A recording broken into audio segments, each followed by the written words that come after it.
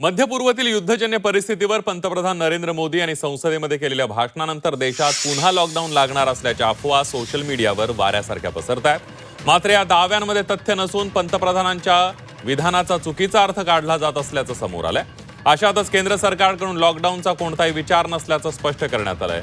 केंद्रीय अर्थमंत्री निर्मला सीतारामन, केंद्रीय मंत्री किरण रिजिजू यांनी लॉकडाऊनची अफवा फेटाळली आहे।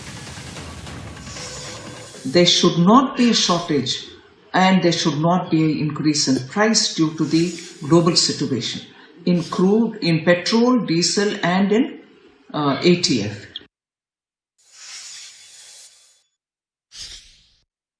ये सब कौन अफवाहें उड़ाते हैं?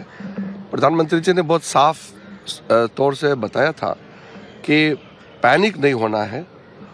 जमाखोरियों को चेतावनी दिया है, राज्य सरकारों को आह्वान किया है कि कोई इसमें होर्डिंग ना करे, पैनिक क्रिएट ना करे।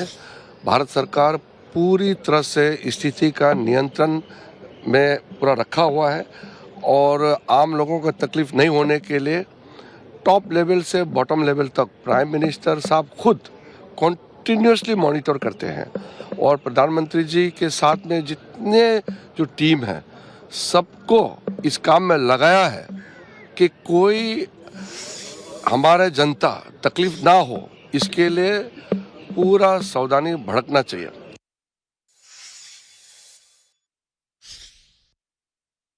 लॉकडाऊन लागणार नाही हे केंद्र सरकारने जाहीर केलेलं आहे। जे लोक अशा अफवा पसरवत आहेत त्या सगळ्या लोकांवर फौजदारी कारवाई केली जाईल।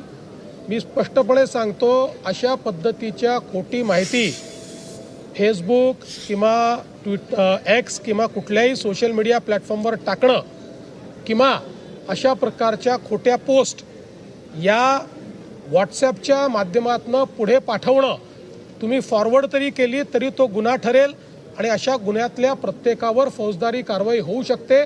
त्यामुळे मी सर्वांना या ठिकाणी स्पष्टपणे सांगतोय की खोट्या अफवा पसरवू नका।